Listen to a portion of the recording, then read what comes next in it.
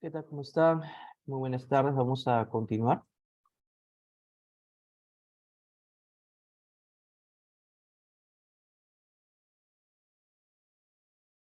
Vamos ahora con músculo liso, ¿no? Habíamos nosotros ya mencionado, ahorita quiero ver si está funcionando la hora. Habíamos ya discutido respecto al endotelio y su rol en la inflamación. Vamos a discutir el rol del músculo liso en la inflamación.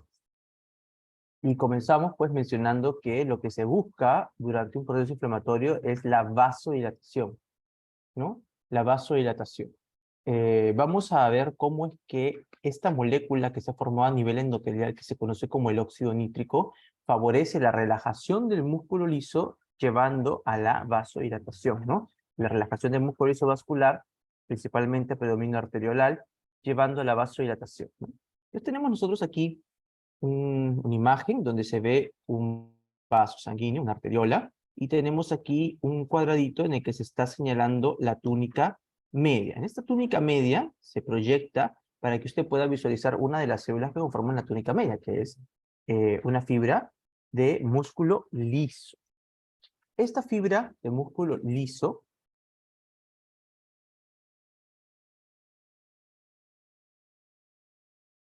esta fibra de músculo liso, recordemos que disculpen, que carece de sarcómeras, ¿no? Recuerden, las sarcómeras es una estructura proteica ordenada que contiene la actina y la miosina para poder favorecer la contracción. Esto se puede ver en el músculo del corazón, en el músculo del esquelético, ¿no? Pero en el músculo liso no encontramos sarcómeras, pero eso no quiere decir que la contracción del músculo liso no se dé por actina y miosina. No hay un arreglo por sarcómeras, pero sí hay actina y miosina.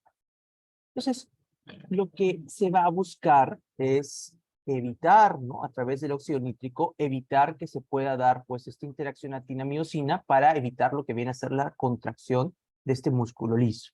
Entonces, tenemos aquí al óxido nítrico que ha sido producido por la óxido nítrico sintetasa, ¿no? Gracias a la arginina como sustrato junto con el oxígeno a nivel endotelial. Esta va a pasar la membrana celular, porque recuerden, es un gas, no va a actuar sobre un receptor de superficie, sino va a pasar la membrana celular y va a actuar sobre un receptor que se encuentra a nivel del citoplasma. Este receptor se conoce como la guanonilato ciclasa soluble. Se une a esta, ¿y qué es lo que va a hacer? Va a trabajar ahora ya no sobre ATP, sino sobre GTP. Profesor, ¿qué es ATP y qué es GTP? ¿No? Bueno, tenemos que recordar su estructura. El ATP y el GTP están compuestos por tres fosfatos unidos por un enlace fosfodiéster, una pentosa, y aparte es una base nitrogenada, ¿no? Entonces, ¿qué son? Son nucleótidos. ¿Y qué son estos? ¿Y para qué sirven estos nucleótidos? Para producir energía en esta situación. ¿Y en otra situación servirán para algo los nucleótidos? ¿Servirán para algo los nucleótidos en esta situación, profesor?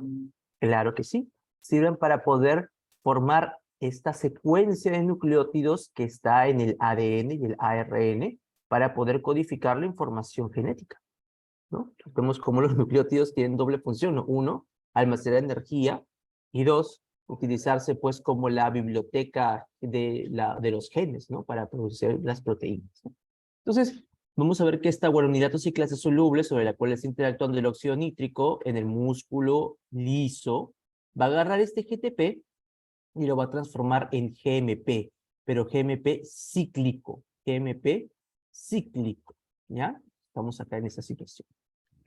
¿Qué va a pasar?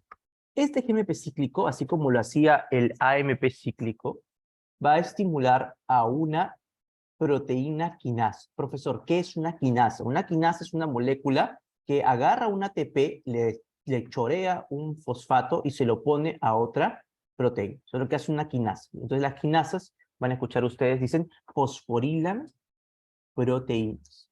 Profesor, ¿y quién es el que defosforila, no? Porque así como hay quinasas, debe de haber quinasas que fosforilan, debe de haber otra enzima que pues le choree el fósforo el fosfato, disculpen, a esa otra molécula y se lo ponga al ATP. Ellas se conocen como las fosfatasas. Fosfatasas. Entonces, hemos visto que se va a activar esta proteína quinasa que depende de GMP cíclico, aquí está, ¿Y cómo se le llama de manera resumida? Proteína quinasa G, ¿no? Profesor, la proteína quinasa que se activa por el AMP cíclico con la proteína GS, ¿cómo se llama? Proteína quinasa A. Proteína quinasa dependiente de AMP cíclico, pero en este caso es de EMP cíclico. Entonces seguimos y vemos que se ha activado esta proteína quinasa A.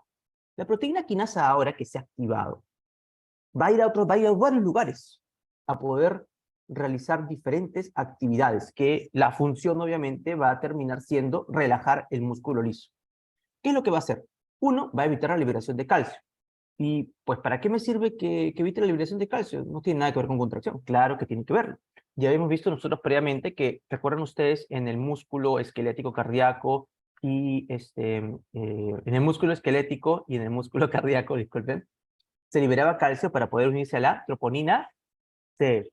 Y esto favorecía la contracción. De la misma forma, el músculo liso usa el calcio, pero este calcio ya no se va a unir a la troponina C, porque la troponina C está dentro de la sarcómera, se va a unir ahora a otra molécula, que es una molécula que va a potenciar, que va a favorecer la contracción del músculo liso. Esa molécula se conoce como la calmodulina. Entonces, nosotros para evitar esta contracción vamos a evitar la salida de calcio para que no se una a la calmodulina y no se active la calmodulina. Entonces, ¿qué vamos a bloquear? Esta proteína quinasa que va a mediar a través de la fosforilación la inhibición de un canal, que ya lo hemos visto nosotros cuando hablamos de proteína GQ, que se conoce como el inositol trifosfato, ¿no? Este canal de inositol trifosfato media la salida de calcio y de retículo endoplasmático liso, que se llama aquí cuando hablamos de músculo, retículo sarcoplasma. Entonces, no sale calcio del retículo sarcoplasma. Lo que también vamos a buscar es que obviamente no entre calcio al citoplasma, ¿no? Entonces, que no salga calcio retículo sarcoplásmico al citoplasma y que del extracelular no entre calcio al citoplasma, es lo que vamos a buscar. ¿Qué es lo que va a hacer? Esta proteína quinasa G va a través de un proceso de fosforilación, potenciar a un canal de potasio. Sabemos que cuando sale potasio, ¿qué ocurre? El potasio hiperpolariza, la salida del potasio hiperpolariza porque están saliendo cargas positivas. Y la hiperpolarización termina bloqueando a unos canales dependientes de voltaje de calcio, que estarían de tipo L, que estarían favoreciendo el ingreso de calcio para, pues, que se una a la calmodulina. Entonces, esta hiperpolarización favorece el cierre de estos canales dependientes de voltaje de calcio de tipo L y por ende menor cantidad de unión a calmodulina, menor capacidad de poder despertar la contracción. ¿Ya? Entonces, para que se pueda dar la contracción, nosotros tenemos que contar con una miosina que se encuentre fosforilada, porque tenemos aquí una proteína que se llama la actina y aquí tenemos una proteína que se llama la miosina. Y esta miosina, para poder unirse a la actina, requiere de un fosfato para poder unirse. Una vez que ya se puede unir, se van a se contraen, ¿no? De esa forma, que es que con una miosina fosforilada, mantenemos este estatus de contracción de este músculo liso y por ende un estado de vasoconstricción, que es lo opuesto a lo que vemos acá. ¿Qué es lo que va a hacer la proteína quinasa G? La proteína quinasa G lo que va a hacer es activar a una enzima, que es una fosfatasa. Es una fosfatasa de cadena ligera de miosina. Esto es, le va a chorear el fosfato a la cadena ligera, a la miosina, le va a chorear el fosfato a la miosina, y vamos a tener ahora miosinas sin fosfatos, por lo tanto ya no hay interacción entre actina y miosina y se da la relajación muscular. Y de esta forma es como actuaría lo que vendría a ser directamente la proteína quinasa G. Activa a la fosfatasa de cadena ligera de miosina y hace que la miosina se quede sin su grupo fosfato y se relaje. Por otro lado, aquí no está mencionado, como no ingresa calcio, el calcio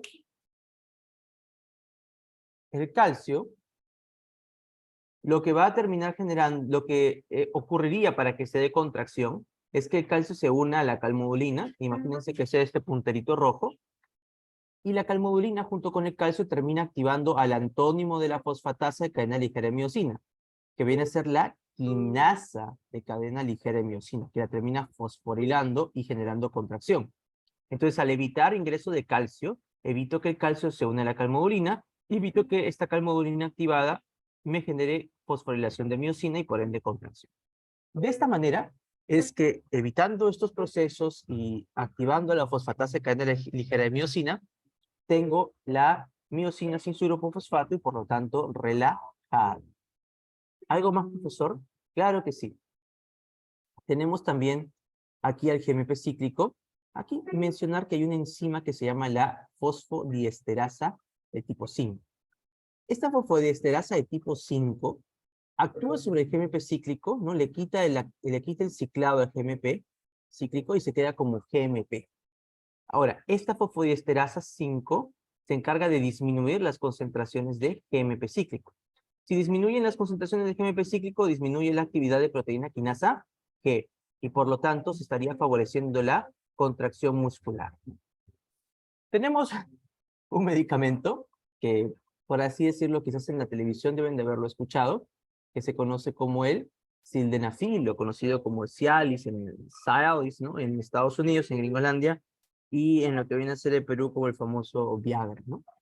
Entonces, y profesor, ¿y por qué le damos un vasodilatador? Pues para tener una potente erección, ¿no? Un ratito, tengo una amiguita.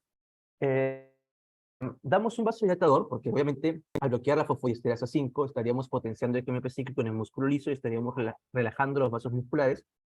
Damos el Viagra para que los vasos sanguíneos, ¿no? Los cuerpos cavernosos, famosos cuerpos cavernosos que cuando se relajan se llenan de sangre, puedan tener mayor cantidad de sangre y puedas tener una erección mucho más dura, ¿no? Más potente, ¿no?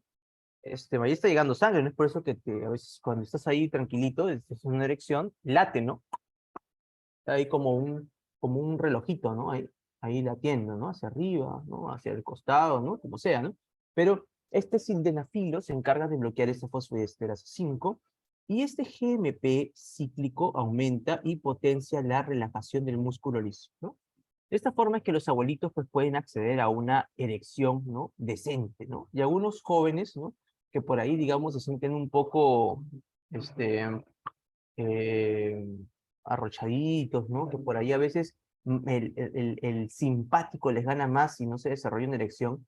Recuerden que para poder tener una adecuada erección se necesita un estímulo parasimpático adecuado. Entonces es por ese motivo que debes de haber escuchado de broma, que solo dicen, oye, no, está muy palteado, está muy estresado, no, no, no se, no se pone en Paraguay, ¿no? Como dicen, no. Y es por ese motivo, porque la descarga simpática predomina sobre la parasimpática y pues va a haber un proceso de vasoconstricción que predomina sobre la vasodilatación y no hay una buena erección. Entonces, más que nada para que tengan también idea de esto, que porque a veces ocurre con algunos muchachos, pues, ¿no? ¿No? Por si acaso, ¿no? Entonces, ese sildenafilo también a veces lo consumen estos chicos, pues para poder también tener una mejor erección, ¿no? Por lo que ya hemos discutido, ¿no? El bloqueo de la fosfodiesterasa 5, ¿no? Esto de aquí, yo diría también es parte del curso, pero es cultura general, ¿ah? Una cultura general. Ya, muy bien. Entonces, hemos hablado ya de esta molécula que es el sildenafilo, y ya sabemos pues, cuál es el principio, ¿no? Relajar el músculo liso, favorecer la dilatación de los cuerpos cavernosos y por ende llenar de sangre estas estructuras y que se pueda dar una potente erección. Pero ¿cuál es el problema, chicos?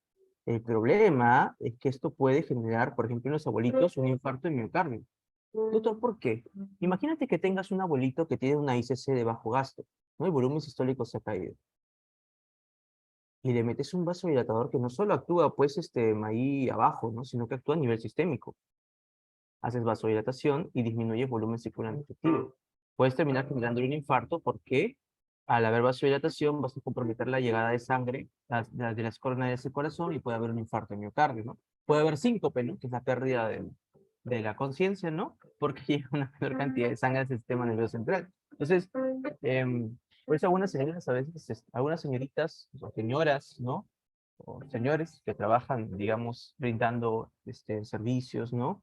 En privados, ¿no? Sport, pues a veces puede estar en el medio de una situación médica, ¿no? Se desmayó y la señora se puso a gritar, ¡ah! Se murió, y luego se volvió para el abuelito, ¿no? Tuvo un síncope. Ahorita voy, hijo, muchas gracias. Un ratito.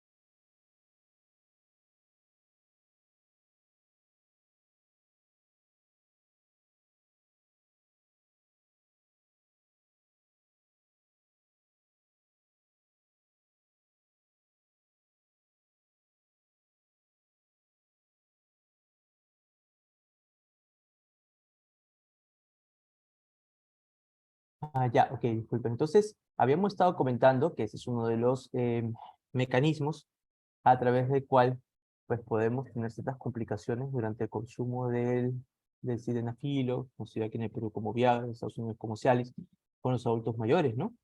Puede haber una hipotensión, puede haber una disminución del volumen circulatorio efectivo, puede llevar a una angina, puede que se un infarto, puede llevarte un síncope, ¿no? Entonces hay muchas veces las señoritas, o señores, ¿no? Señoritas o señores que prestan estos servicios se pueden encontrar un poco asustados, ¿no?